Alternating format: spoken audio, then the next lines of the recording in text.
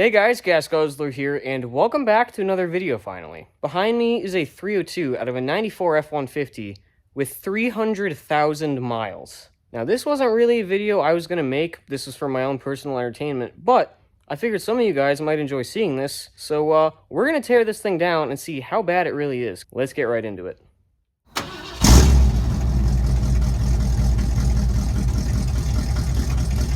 So like I said, this was a 302 out of a 94 F-150 with 300,000 miles. This thing ran on like 2 cylinders. It ran like absolute garbage. It had a really loud tapping sound on this side of the motor. No oil pressure, it was an absolute mess. So we're gonna tear this thing down and see how bad this motor really is. So for a little bit of context, these 302s and 351s are very tedious motors from my experience, and you really have to keep up with maintenance way more than like a 306 or a 460 to get them to last. Stuff like plugs, ignition components, obviously oil. Every one I've seen is an oil burner, and well, they like turning the coolant brown. So yeah, these are very, very, very tedious motors. And unfortunately, I don't think the previous owner took very good care of it. I can't believe it lasted as many miles as it did, but yeah. Let's start tearing into it. She does have headers, and it did have a catless exhaust back to a Flowmaster 40, but other than that, I'm pretty sure she is bone stock. So I'm going to start by just pulling off the basic stuff like the air hoses and radiator hoses and everything, and then I'll probably get all the accessories off.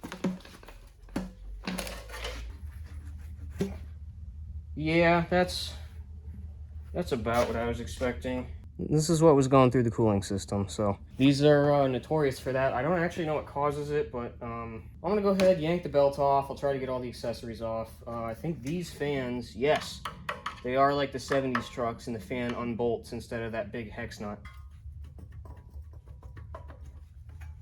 There we go.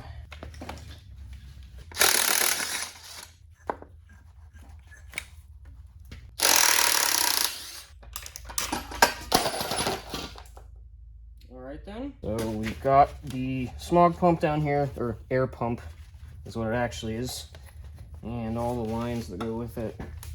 There it goes. Right. So if you guys want to know what I mean when I say that these are bad with coolant, this is what came out of this. And this is normal. This is normal for 302s. This went in bright green. All right, let's see how many of these water pump bolts snap like every 302 ever. Ooh. That's good. You want that. Considering it's had a water pump done, I think it might be okay, but it does look like it had a timing cover done too, possibly. My guess is they probably snapped off the bolts from the water pump and had to pull the timing cover. So, well, we should probably start on the top of the motor next, because I don't want to get too far into the front of it yet. Alright, we're going to try not to snap the throttle body bolts today. Wow, this thing absolutely reeks of like fuel. So I never did check the oil, actually. I probably should do that. Okay, I don't really know what happened to the dipstick, but there's like no oil in it, but it doesn't smell like fuel. So now when I do build my 302, I want to delete smog, I want to delete EGR and all that. These can be a pain because you really have to trick the computer into thinking that, oh, this is bad. You have to trick the computer into thinking that the valve is working, but at the same time, it's a mess because the valve is variable. So it opens under cruising and closes at idle and I believe full throttle. So if I were to do a block off plate and a sensor to trick the computer, it might still throw a check engine light because it's going to think it's closed all the time. So, but it might also adjust fuel if I trick it into thinking it's open. To, you know, account for the EGR valve opening. So it's honestly a mess. That's why I left it on the 300 that I just fixed. But let's get this upper intake off. There it goes. Oh boy. This looks like it would have terrible flow. So now we're kind of starting to get into the internals of this thing. And right off the bat, it's already not great. All right, so now I'm going to go ahead and pull off the valve covers. Oh. All right, that one is hand tight, and that one, and that one, and that one. Okay, so none of the valve cover bolts are tight. That's fine. That certainly isn't foreshadowing what's about to come. I promise you guys, I did not loosen these. These were legitimately like finger tight, not even hand tight. There we go. I'm kind of scared. Actually, a lot better than I was expecting, although that... Actually, someone might have done head gaskets. Well, they're all tight on this side, so that's good. Place your bets. You think these are tight? Oh, no. That's... Alright. Let's see what damage we have to this side. That's probably not good. Why is this side so dry? Okay, all the valves are tight. So, I don't know what was tapping. It was probably bottom end. Who am I kidding? No, but these rockers are very, very, very dry, which is kind of odd, because this side still has some oil in them. Alright, so I got the headers off and the distributor unbolted, so I'm going to go ahead and see if this will try to come out. There it goes.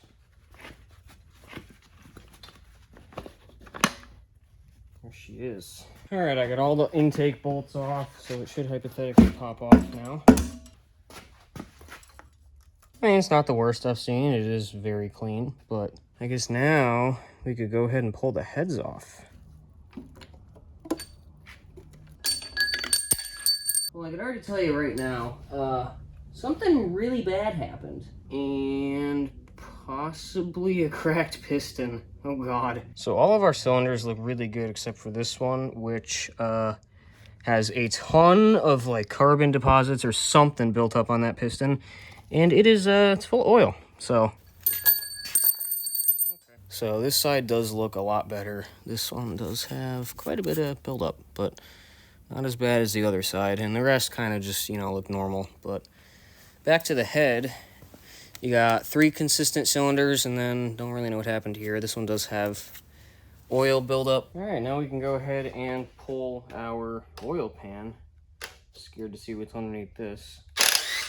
All right, so right off the bat, nothing really seems out of the ordinary in here. Timing chain is definitely a little bit loose. Oh, let's see if we can take a look at that cam. Hold on. It definitely looks worn, I'll tell you that right now. Well, let's try to get that timing cover off and see if we can pull the timing chain and everything out, and then we can start disassembling this. All right, so this is a completely wrong way to do this, but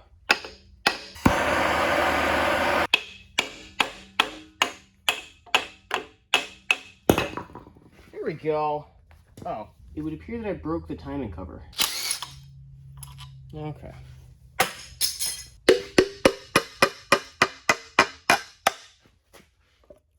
Timing chain is definitely loose. Yeah, look at that. So this gear is off the crank, and this gear is off the camshaft. Now, it's okay to have like a little bit of play in your timing chain.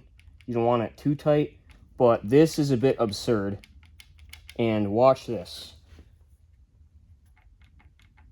Look at how much I can spin that cam, and the crank isn't moving. Now, I know it doesn't seem like a lot, but that's pretty bad. So this timing chain is absolutely shot, which, considering this motor has 300,000 miles... Actually, they did a timing cover, because that timing cover is not OEM. Actually says right on it, made in China. So I'm guessing when they did the water pump, the bolts snapped off like every 5.0, and they had to replace the timing cover. I'm really shocked that they did not do a timing chain when they were in there. Oh, I never checked the lifters. So, lifters aren't supposed to be stuck in the motor like this.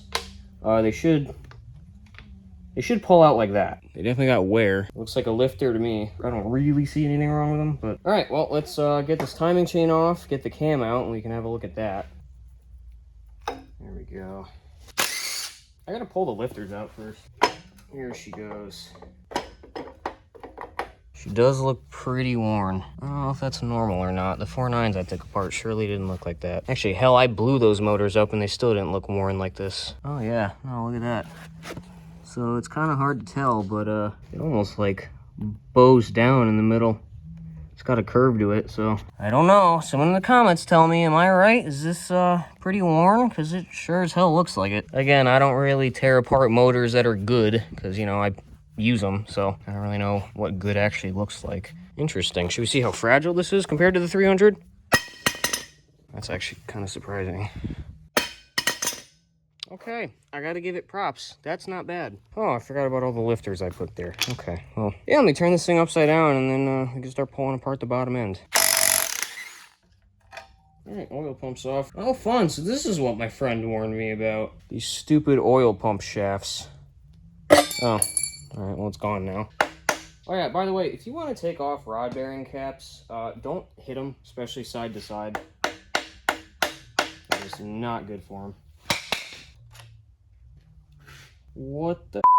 Well, I can't say I've ever seen this before, I'm gonna be honest. There was like chunks of something in this motor. Not a lot of copper, but there's some heavy pitting in this. Like there was dirt or something in there. Oh, this one's even worse. Well, let me get the rest of these bearings out and I'll show you guys if I find anything interesting. Okay, so that didn't last very long. I just pulled out this first piston and the upper bearing, completely copper. Am I bleeding? Anyway, yeah, straight copper. And the weird part is it's like very uneven. I don't know, this motor had a very bad time. Alrighty, so I got all the pistons out and it is a lot worse than I thought. I cannot believe this was a running motor. So, most of the pistons just had, you know, normal scoring for high miles and like a lot of them had a bit of blow by. But, well, one of the first pistons I pulled out, like, it is really bad, and it's only on one side, so that's concerning. But that's still not the worst part. So, remember that piston that had all the deposits on the head? Yeah, this is it. This was a running motor. I cannot believe that. This is cracked, scored, just, it's destroyed. I can't believe this thing didn't seize. I'm gonna go ahead and turn this thing over and I want to see that cylinder. Oh yeah, she got hot. I don't know if the ring seized or what, but this thing is toast. You know something else I did notice too? All the pitting on the bearings, when I pulled them out, this is what was actually underneath all those bearings. Like, that would explain where all the pitting came from. Let me check the crank bearings, because I'm curious to see how bad these are. Same thing. Holy crap. Okay. This one's really bad. What bearing? It's just straight copper. If you're one of my viewers and don't really know much about engines, I do like teaching people. It's kind of what I do. It's the whole point of this channel. Your bearings for the connecting rods and crank are supposed to be just like a regular metal color, kind of like silvery gray, whatever. Once copper starts showing through, that's when they're getting worn down and need to be replaced. When the whole thing turns copper, that's like really bad. That's actually probably why this thing was knocking. Oh god. Yeah, this is yeah, I don't really have words. Alrighty, so I got all the crank bearings out. Pretty much all of the bearings were completely copper, except for that very front one, which was a little bit worn, not terrible. Check this out, GasGuzler hoodie. I am currently working on trying to get you guys possibly merchandise, because I have been asked numerous times. I am only 19 and kind of short on money, so it's a little bit out of the budget right now, but I am trying to find a reputable company that does it for a fairly good price, so that way I'm not charging like $70 for a hoodie. But yes, I would like to eventually have merchandise such as stickers and whatnot, so I think that's going to be it for this video. There really isn't anything else to tear off on this motor. Yeah, again, this was supposed to be for my own personal entertainment, but I figured someone might want to watch this, so still can't get over the fact that we literally like melted one of the pistons. This was a running motor, mind you, when I pulled it. But yeah, that's gonna be it for now. Stay tuned because I do have some pretty big stuff coming. I bought a first gen Tacoma that is quite a beast in the trails, so I'm gonna be building that thing soon. She needs some love, but I have some plans for that. And I'm going to be starting to build my blue truck. It's getting a full budget frame off. We got some parts sitting over there. Yeah, I'm kind of sorting out some financial stuff right now, but hopefully soon I'm going to have a ton of content for you guys, so stay tuned for that. But like I always say, if you guys enjoy my content, please like and subscribe. It helps me out a ton. And I will catch you guys in the next video.